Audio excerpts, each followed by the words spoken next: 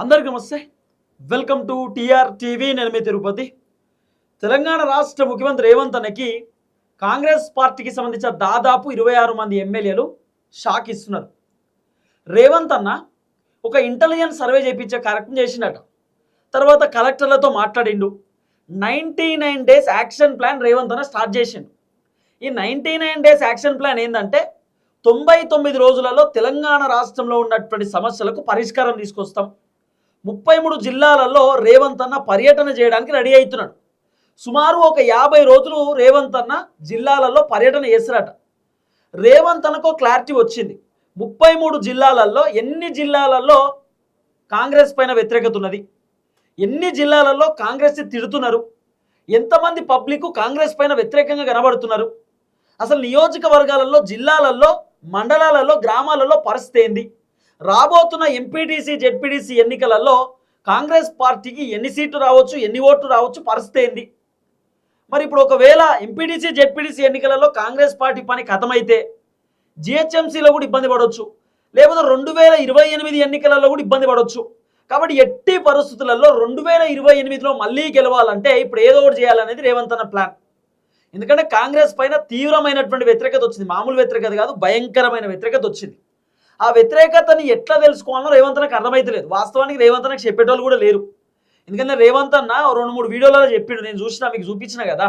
రేవంత్ అన్న చెప్తున్నాడు, రైతు బంధు ఇచ్చేసినాం కానీ ఎంతమందికి వచ్చిందో రాలేదో నాకు తెలియదు అంటే రేవంత్ అన్నకి ఏం తెలియదు అన్నట్టు. రేవంత్ అన్నకు చెప్పేటోళ్ళు కూడా లేరు అన్నట్టు.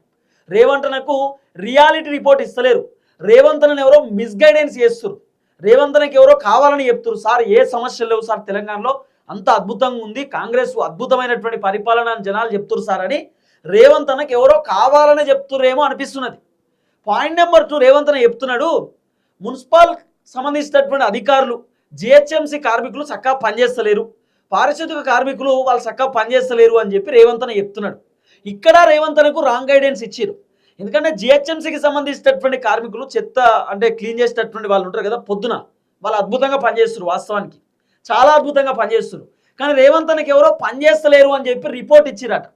అంటే రేవంత్ అన్నకు గ్రౌండ్ రియాలిటీ రిపోర్ట్ కంటే ఎక్కువ రేవంత్ అన్నకు ఉత్తుత్త రిపోర్టే పోతున్నది. రేవంత్ అన్నకు అబద్ధాలు చెప్పేటోళ్ళు ఎక్కువ తయారయ్యారు, నిజాలు చెప్పేటోళ్ళు తక్కువ మంది అయ్యారు, అబద్ధాలు చెప్పేటోళ్ళు ఎక్కువ అయ్యారు. అయితే రేవంత్ అన్న అసలు వీళ్ళు వాళ్ళు చెప్పింది కాదు, నేనే గ్రౌండ్లోకి దిగుతా, నేనే గ్రౌండ్ రియాలిటీ తెలుసుకుంటా అని చెప్పి రేవంత్ అన్న ఇప్పుడు నియోజకవర్గాలలో, జిల్లాలలో పర్యటన చేయడానికి రెడీ అవుతున్నాడు. అందుకే మొన్న కలెక్టర్లతోటి సెక్రటరియట్లో మీటింగ్ పెట్టిండు. ఆ మీటింగ్లో రేవంత్ అన్న కనుక్కున్నాడట, 33 జిల్లాలలో కాంగ్రెస్ పార్టీ పరిస్థితి ఎట్లుంది, అంటే పార్టీ పక్కన పెడితే ప్రభుత్వం పైన పబ్లిక్ ఒపీనియన్ ఏంది, ప్రభుత్వాన్ని జనాలు తిడుతుర్రా పొగుడుతుర్రా, మనం ఇచ్చే పథకాల పైన పబ్లిక్ ఒపీనియన్ ఏంది అని చెప్పి రేవంత్ అన్న అడిగి తెలుసుకునేటటువంటి కార్యక్రమం చేస్తే సుమారు 33 జిల్లాలు ఉంటే 26 జిల్లాలలో కంప్లీట్గా కాంగ్రెస్కి వ్యతిరేకత ఉన్నది అనేది కొంత వినబడినటువంటి చర్చ. కేవలం ఒక 5-10 జిల్లాలలో మాత్రమే కాంగ్రెస్కి ఎంతో కొంత పాజిటివ్ ఉందట.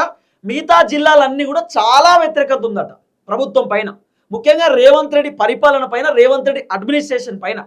మరి ఎందుకు వ్యతిరేకత వచ్చింది, రేవంత్ రెడ్డి చేసేటటువంటి పని ఏంది, మరి ఇంత వ్యతిరేకతను రేవంత్ అన్న ఎందుకు మూట కట్టుకున్నాడు, ఇవన్నీ అంశాలపైన మాట్లాడదాం. ఫస్ట్ టైం మన ఛానల్ చూస్తున్న వాళ్ళు దయచేసి సబ్స్క్రైబ్ చేయండి, షేర్ చేయండి, లైక్ చేయండి. మీరు సబ్స్క్రైబ్ చేసుకోవడం ద్వారా నాకు ధైర్యం వస్తుంది, బలం వస్తుంది. నేను ఇంకా గట్టిగా ప్రభుత్వంతో కొట్లాడతా, గట్టిగా ప్రజా సమస్యలపైన మాట్లాడతా. రైట్గా టాపిక్లోకి పోతే, రేవంత్ అన్న సర్వే రిపోర్ట్ ఎప్పటికప్పుడు తెలుసుకుంటున్నాడు, ఎప్పటికప్పుడు అధికారులతో మాట్లాడుతున్నాడు, డిస్కస్ చేస్తున్నాడు, ఇవన్నీ జరుగుతున్నాయి. రేవంత్ అన్నకు సుమారు ఒక సంవత్సరంన్నర మొత్తం కూడా రాంగ్ గైడెన్స్ ఇచ్చారు. రాంగ్ గైడెన్స్ అంటే ఏంది, ఇప్పుడు రేవంత్ అన్న 2-3 వీడియోలలో చెప్పిండు ఏమని, హైదరాబాద్ చుట్టూ సముద్రాలు ఉన్నాయని, లేకపోతే నల్లమల్ల అడవి ఆంధ్రనా తెలంగాణ, లేదా శ్రీశైలం ఎక్కడికి వస్తుంది, ఇవన్నీ కూడా రేవంత్ అన్నకు తెలియదు. తర్వాత ప్రాజెక్టులకు సంబంధించి ఈ ప్రాజెక్టు ఏడుంటుంది, ఇది తెలంగాణ ప్రాజెక్టా ఆంధ్ర ప్రాజెక్టా, ఇవన్నీ రేవంత్ అన్నకు వాస్తవానికి ఐడియా లేదు. ఎందుకంటే రేవంత్ అనే మంత్రి పదవిలో ఉన్నటువంటి వ్యక్తి కాదు, ఆయన డైరెక్ట్ ఎంపీ తర్వాత ముఖ్యమంత్రి అయిండు. కాబట్టి రేవంత్ అన్నకు అన్ని విషయాలపైన అవగాహన లేదు, తెలియదు కూడా. కాకపోతే రేవంత్ అన్న మాస్ లీడరు, బలంగా మాట్లాడతాడు, గట్టిగా మాట్లాడతాడు, యూత్ ఫాలోయింగ్ ఉంటుంది, తర్వాత కాంగ్రెస్ పార్టీలో బలమైనటువంటి లీడరు, ఇవన్నీ ఉన్నాయి. కానీ రేవంత్ అన్న ఈ ఎవరైతే లీడర్లు ఉంటారో, లేకపోతే ఎవరైతే అధికారులు, వాళ్ళ మాటలు ఎక్కువ మనం నమ్ముతలేడట. ఎక్కువ వాళ్ళ మాటలను రేవంత్ అన్న క్యాచ్ చేసుకుంటలేడు.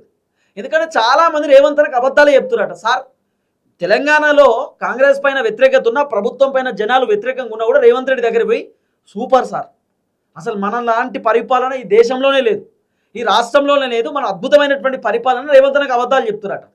రేవంత్ అన్న గ్రౌండ్ రియాలిటీ తెలుసుకోవడానికి ఎమ్మెల్యేలతో డిస్కస్ చేస్తా ఉన్నాడు అనేది వినబడుతున్న చర్చ.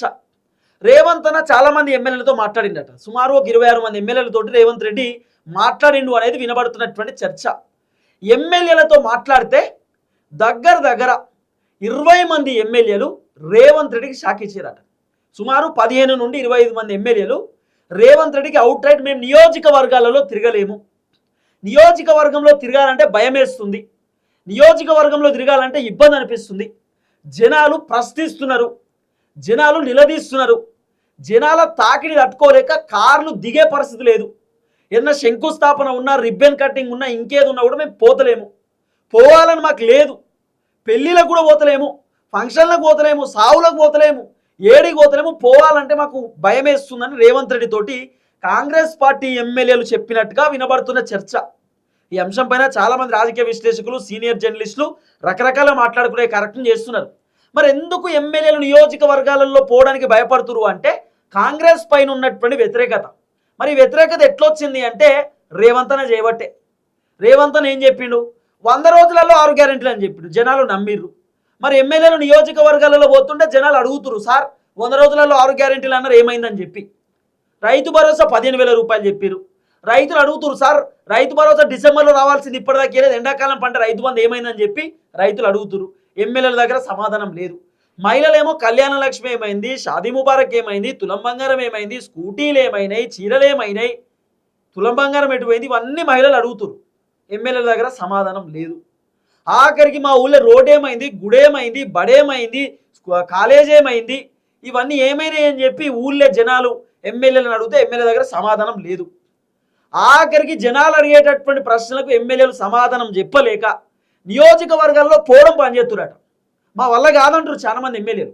ఇదే ఎమ్మెల్యేలు రేవంత్ రెడ్డి కూడా ఇదే ముచ్చట చెప్పినాడు, సార్ మా వల్ల అయితే లేదు, మేము పోలేము, మా వల్ల కాదు, మేము పోలేము. ముఖ్యంగా వరంగల్లో తీవ్రమైనటువంటి వ్యతిరేకత ఉన్నది ప్రభుత్వం మీద, కాంగ్రెస్ ప్రభుత్వం పైన వరంగల్లో భారీ ఎత్తున వ్యతిరేకత. వరంగల్ జిల్లా కింద ఉన్నటువంటి నియోజకవర్గాలు, ఉమ్మడి వరంగల్ జిల్లా కింద 10 నియోజకవర్గాలు ఉంటే ఆ 10 నియోజకవర్గాలలో తీవ్రమైనటువంటి వ్యతిరేకత కాంగ్రెస్ పైన ఉన్నది. తర్వాత ఖమ్మంలో ఘోరమైనటువంటి వ్యతిరేకత ఉన్నది కాంగ్రెస్ ప్రభుత్వం పైన. దాదాపు 10 నియోజకవర్గాలలో, ఉమ్మడి ఖమ్మం జిల్లాలో దాదాపు 20 నియోజకవర్గాలు, ఖమ్మము తర్వాత వరంగల్, ఈ 20 నియోజకవర్గాల్లో తీవ్రమైన వ్యతిరేకత. ఇవి రెండే కాదు, తర్వాత పక్కనే ఉన్నటువంటి నల్గొండ, ఉమ్మడి నల్గొండకి సంబంధించినటువంటి జిల్లాలో సుమారు 5 నియోజకవర్గాలలో తీవ్రమైనటువంటి వ్యతిరేకత ఉన్నది. తీవ్రమైన వ్యతిరేకత అంటే దగ్గర 25 నియోజకవర్గాలలో కాంగ్రెస్ ప్రభుత్వం పైన జనాలు కోప్పడుతున్నారు, మండిపడుతున్నారు. కారణం ఏంటి అంటే రేవంత్ రెడ్డి ప్రభుత్వం 100 రోజులలో ఏదో చేస్తాం, 2 సంవత్సరాలలో అద్భుతం చెప్తామని చెప్పి ఇవాళ ఏం చేయలేకపోయారు కాబట్టి అందుకే జనాలు కోపం మీద. ఎమ్మెల్యేలు కూడా ముఖ్యమంత్రి దగ్గర పోయి చెప్తున్నాడు, సార్ నియోజకవర్గాలలో తిరగలేం, ఇజ్జత్ పోతుంది, ఏం చెప్పాలో అర్థమైతలేదు, పబ్లిక్ ప్రశ్నిస్తున్నారు, ప్రశ్నలకు సమాధానం చెప్పలేకపోతున్నాం. ఏమన్నా అంటేనేమో మేము ఎమ్మెల్యేలు కూడా ఒకటే సమాధానం చెప్తున్నాడు, ఏం తెలుసా, కేసీఆర్ అప్పు చేసిండు కాబట్టి మేము ఇస్తలేం. జనాలు ఏమంటాడు తెలుసా, ఇంకెన్ని రోజులు చెప్తారు కేసీఆర్ అప్పు చేసిండని, మీరు 3 లక్షల కోట్ల రూపాయలు అప్పు చేసిరు, మీరేం బీకిరో చెప్పుడు ఫస్ట్ అని చెప్పి జనాలు ఎమ్మెల్యేలను అడుగుతురట, ప్రశ్నిస్తురట. ఎమ్మెల్యేల దగ్గర సమాధానం లేక కారెక్కి బుయ్యమని వెళ్ళిపోతురు. ఇంత ఘోరమైన పరిస్థితి ఉంది ఊళ్ళే, నియోజకవర్గంలో. పెళ్ళిళ్ళకు పిలిచినా పోతలేరు ఎమ్మెల్యేలు, పెళ్ళిళ్ళకు కూడా అటెండ్ అవుతలేరు, ఫంక్షన్లకు అటెండ్ అవుతలేరు. ఒకప్పుడు పోయేది బాగా ఉరికి పోయేది, ఇప్పుడు పోవాలంటే భయపడుతురు, ఇబ్బంది పడుతురు. ఎందుకు ఇప్పుడు పోవాలంటే అక్కడ ఉన్నటువంటి పబ్లిక్ అడిగేటటువంటి ప్రశ్నలకు వీళ్ళు సమాధానం చెప్పే సిచ్యువేషన్ లేదు. పొల్లు క్వశ్చన్స్ అడుగుతారు జనాలు. తెలుసా ఏమైంది సార్, ఏదో చేస్తా అన్నారు, ఏదో అన్నారు, ఏమైంది సార్ అంటే ఎమ్మెల్యే దగ్గర సమాధానం లేదు.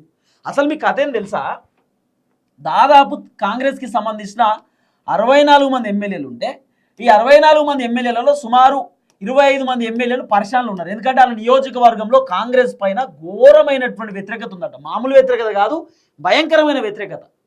చెప్తే కూడా ఇంటలేరుగా ఎమ్మెల్యేలు. జనాలకు ఓ 10 రోజులలో మీకు రైతు బంధు వస్తుంది, 15 రోజులలో వస్తుంది అంటే కూడా జనాలు ఇంటలేరు. ఎందుకంటే వాళ్ళకి తెలిసిపోయింది కథ అంతా, వీళ్ళు ఇచ్చేటట్టు లేరు, వీళ్ళతో కాదు అని అబద్ధాలు చెప్పి అధికారంలోకి వచ్చారని పబ్లిక్ అర్థమైంది. అయితే ఈ 25 మంది ఎమ్మెల్యేలు ఎవరు ఏ నియోజకవర్గంలో అయితే వ్యతిరేకత ఉందో ఈ ఎమ్మెల్యేలు మినిస్టర్లతో చెప్పుడు, మంత్రులతోటి, సార్ ఏంది సార్ ఈ పరిస్థితి మాది, మేము నియోజకవర్గంలో తిరగలేకపోతున్నాం, ఇబ్బంది అవుతుంది, ముఖ్యమంత్రికి చెప్పి ఆ మహిళలకు 2500 రూపాయలు లేకపోతే రైతు భరోసానో రుణమాఫో పెన్షనో ఏదో ఒకటి చేయమని చెప్పండి సార్ అని చెప్పి ఎమ్మెల్యేలు చెప్పుడు. ఎమ్మెల్యేలు మంత్రులకు చెప్తే మంత్రులు ముఖ్యమంత్రికి చెప్పుడు. మంత్రులు ముఖ్యమంత్రికి ఫిర్యాదు అవుతారు, ఏమని ఎమ్మెల్యేలు అందరూ వచ్చి మమ్మల్ని అడుగుతుర్రు, మరి మేము ఏం చేయాలి, ఏదో ఒకటి చేయండి అని చెప్పి మంత్రులు పోయి ముఖ్యమంత్రికి చెప్పుడు. ఇక ముఖ్యమంత్రి ఏం చేస్తాడు, మా దుకాణమే చక్కలేదు, నేనేం చేయాలి, తెలంగాణలో పైసలు లేవు, సుత్తునం చేద్దాం తీ అని చెప్పు అని రేవంత్ అన్న చెప్పుడు. ఇదంతా ఒక చైన్ సిస్టమ్ లెక్క. ఎమ్మెల్యేలు పోయి మంత్రులను కలితే, మంత్రులు పోయి ముఖ్యమంత్రిని కలితే, ముఖ్యమంత్రి ఎవరిని కలవడు. ఎందుకంటే రేవంత్ అన్న దగ్గర పైసలు లేవు. రేవంత్ అన్న పొద్దుగాల నుండి చెప్పే డైలాగ్ ఒకటే, అప్పులపాలు అయిపోయింది తెలంగాణ అని చెప్తున్నాడు. అంతే, మా తాన ఏం లేవు అంటున్నాడు. ఎమ్మెల్యేలు నియోజకవర్గాలలో తిరిగితే జనాలు యాక్సెప్ట్ చేస్తలేరు. ఎందుకోస్తారు సార్, మీరు ఏం చేసారు సార్, ఇప్పటిదాకా అధికారంలోకి వచ్చిన దగ్గర నుండి మీరు చేసిన కథ ఏందని చెప్పి ఉల్టా జనాలు అడిగేటటువంటి పరిస్థితి. వీళ్ళు ఏం సమాధానం చెప్పలేకపోతారు ఎమ్మెల్యేలు. కాబట్టి పబ్లిక్కి ఎమ్మెల్యేకు మధ్య చాలా గ్యాప్ వస్తున్నది. కారణం ఏంది, పథకాలు చక్కగా రాక, ప్రభుత్వ పర్ఫార్మెన్స్ చక్కగా లేక. అయితే ఇవన్నీ రేవంత్ అన్న తెలుసుకుంటున్నాడట. తెలుసుకొని ఈ 26 నియోజకవర్గాలలో రేవంత్ రెడ్డి పర్యటన చేయబోతున్నట్టుగా వినబడుతున్న చర్చ. ఈ 99 డేస్ యాక్షన్ ప్లాన్ ఇదే. 119 నియోజకవర్గాలలో రేవంత్ రెడ్డి తిరగబోతా ఉన్నాడు. ఏ నియోజకవర్గంలో అయితే కాంగ్రెస్ పైన తీవ్రమైనటువంటి వ్యతిరేకత ఉంటుందో ఆ నియోజకవర్గంలో రేవంత్ రెడ్డి పర్యటన చేయడానికి సిద్ధమైతా ఉన్నాడు. అందుకే రేవంత్ అని ఒక సర్వే చేపిస్తుండట, తర్వాత ఎమ్మెల్యేలతో మాట్లాడుతుండట, ఎక్కడెక్కడ వ్యతిరేకత ఉన్నది, ఏం కథ, ఏం జరగబోతుంది ఏందనేది రేవంత్ అని తెలుసుకుంటున్నాడు. ఇక ఇన్ని రోజులు అధికారులతో ఇంటెలిజెన్స్ తోలతో రేవంత్ అని మాట్లాడారు కదా, డైరెక్ట్ ఎమ్మెల్యేలకే ఫోన్ చేస్తున్నట, మాట్లాడుతున్నట, డిస్కస్ చేస్తున్నట, ఎమ్మెల్యేలను పిలిపించుకుంటున్నాడట. ఏంది పరిస్థితి, గ్రౌండ్ రియాలిటీ ఏంది, మీ నియోజకవర్గంలో పరిస్థితులు ఏంది, ఏం కథ అని చెప్పి డైరెక్ట్ రేవంత్ అనే మాట్లాడుతూ ఉన్నాడు అనేది వినబడుతున్న చర్చ. ఇన్ని రోజులేమో రేవంత్ అనకు సార్ సూపర్ సార్, మన పరిపాలన అద్భుతం సార్ అని చెప్పి రేవంత్ అనకు రాంగ్ గైడెన్స్ ఇచ్చారు. రేవంత్ అనకు అబద్ధాలు చెప్పారు కొంతమంది. ఇప్పుడు రేవంత్ అన్న నిజం తెలుసుకుంటున్నాడు, ఏంది గ్రౌండ్ రియాలిటీ పరిస్థితి ఏందని చెప్పి. అందుకే రేవంత్ అన్న 99 డేస్ యాక్షన్ ప్లాన్లో భాగంగా నియోజకవర్గాలలో, జిల్లాలలో పర్యటన చేయడానికి సిద్ధమవుతున్నటువంటి పరిస్థితి. ఆ పర్యటన కూడా వ్యతిరేకతను పొడగొట్టడానికట. వీళ్ళపైన ఉన్నటువంటి వ్యతిరేకత పొడగొట్టాలంటే ఇప్పట్లో కాని పని, ఘోరమైనటువంటి వ్యతిరేకతను అది మనం చెప్పలేము ఇక. కానీ ఎమ్మెల్యేలు మాత్రం చేతులు ఎత్తేసారు, మా వల్ల కాదు సార్, మేము పోలేము, ఏదో ఒకటి చేయరు, మా గ్రామంలో లేకపోతే మాకు సంబంధించిన నియోజకవర్గంలో ఏదో ఒకటి చేస్తేనే పోతాం. ఇప్పుడు ఎమ్మెల్యేలు ఉల్టా డిమాండ్ చేసే పరిస్థితి తెలుసా, ఏం చెప్తే తెలుసు ఎమ్మెల్యేలు, సార్ మా నియోజకవర్గానికి 50 కోట్లు శాంక్షన్ చేయరు, లేకపోతే 100 కోట్లు శాంక్షన్ చేయరు, మీరు 50 కోట్లు 100 కోట్లు శాంక్షన్ చేస్తే నేను సీసీ రోడ్ వేపిస్తా, లేకపోతే కరెంటు పోల్ లేపిస్తా, కరెంటు బుగ్గలు వేపిస్తా, లేకపోతే ఇంకేదన్నా చిన్నపాటి డెవలప్మెంట్ చేసుకుంటే నియోజకవర్గంలో కొంత పాజిటివ్నెస్ క్రియేట్ అవుతుంది. ఇది ఎమ్మెల్యేల బాధ. పెద్ద ఎత్తున పైసలు వద్దు, 50 కోట్లు 60 కోట్లు 100 కోట్లు వేయరు సార్, మా నియోజకవర్గానికి ఎంతో కొంత ఇస్తే మా మండలాలలో, మా గ్రామాలలో 1 కోటి రూపాయలు, 10 లక్షలు, 20 లక్షలతోటో ఏదో చిన్న డెవలప్మెంట్ చేసుకుంటే అప్పుడు ప్రభుత్వానికి పాజిటివ్ అవుతుంది, నాకు పాజిటివ్ అవుతుంది. సో ఏదో ఒకటి చేయండి సార్ అని ఎమ్మెల్యేలు మంత్రులకు చెప్తే మంత్రులు ముఖ్యమంత్రికి చెప్తారు. ఎమ్మెల్యేలట వాళ్ళకు 50 కోట్లు 20 కోట్లు 40 కోట్లు ఇస్తే వాళ్ళు ఏదైనా చేసుకుంటారు. అయితే రేవంత్ అనేమో ఆ తన పైసలే అంటాడన్న. ఎందుకంటే ఇప్పుడు గాంధీ విగ్రహం కట్టడానికి 4500 కోట్ల రూపాయలు అప్పు చేద్దామని అనుకుంటే అప్పు ఉడతలేదు, అప్పు ఎవరు ఇస్తలేరు, కేంద్ర ప్రభుత్వం చెప్తే తప్ప బ్యాంకర్లు కూడా ఇచ్చే పరిస్థితి లేదు. కాబట్టి రేవంత్ అన్న సైలెన్స్ అయిపోయిండు. ఎమ్మెల్యేలు కూడా పరిశానలు ఉన్నారు, ఏదో ఒకటి చేద్దామంటే ఎమ్మెల్యేలకు ఏం చేయాలో అర్థమవుతలేదు. పోనీ ఎమ్మెల్యేలకు వాళ్ళ నియోజకవర్గాల అభివృద్ధి కోసం కాంగ్రెస్ ప్రభుత్వం 100 కోట్లు 50 కోట్లు ఇస్తా అంటే అట్లా కూడా ఇచ్చే పరిస్థితి లేదు. ప్రభుత్వం దగ్గర పైసలు లేవంటారు. ఎమ్మెల్యేలు పరిశానలు, టెన్షన్ల. రేవంత్ అన్నకు అన్నీ చెప్పుకుంటున్నారట వాళ్ళ బాధ, సార్ మా పరిస్థితి ఏంటి సార్ అని చెప్పి మంత్రులకు చెప్పుకుంటున్నారట. చూద్దాం ఏం జరగబోతుందో. సో మరి రేవంత్ అన్న సార్ట్అవుట్ చేస్తాడా ప్రాబ్లమ్స్ అన్ని, లేకపోతే ఈ ప్రభుత్వం ఎట్లనే కంటిన్యూ అవుతుందా, ఈ ప్రభుత్వ కథ ఎట్లా ఉండబోతుంది అనేది చూడాల్సినటువంటి అవసరం ఉంది. చూద్దాం. అందరికీ నమస్తే, థ్యాంక్ యూ సో మచ్. జై తెలంగాణ.